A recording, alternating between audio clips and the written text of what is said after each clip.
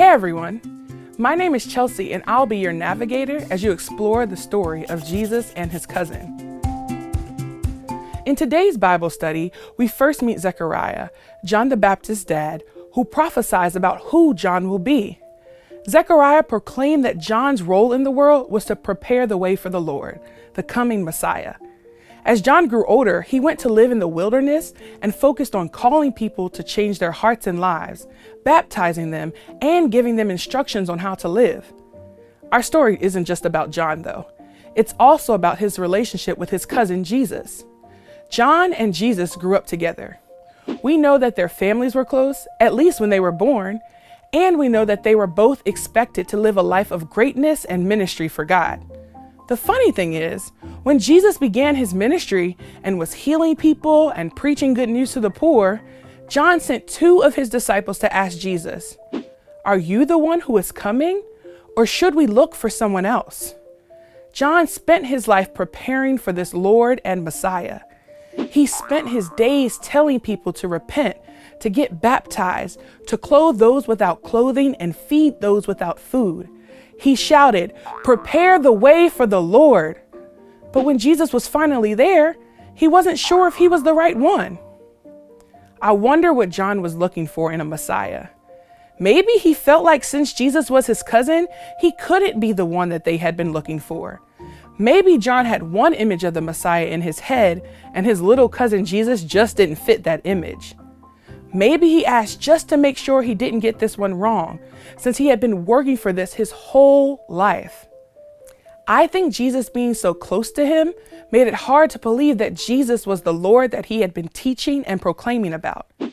Sometimes the people that know us the best can't see what we are supposed to do and what we are called to be because of how familiar we are to them. When we are too close to anything, it's hard to see the whole picture. Let's try it. If you step super close to a picture on the wall or look really closely at a book or anything in your hand, the visual of it starts to get a little distorted. It's only when you step back for a second that you can see the whole picture. John had to send his disciples to ask Jesus if he was the one they'd been waiting for so that he could step back and see the whole picture.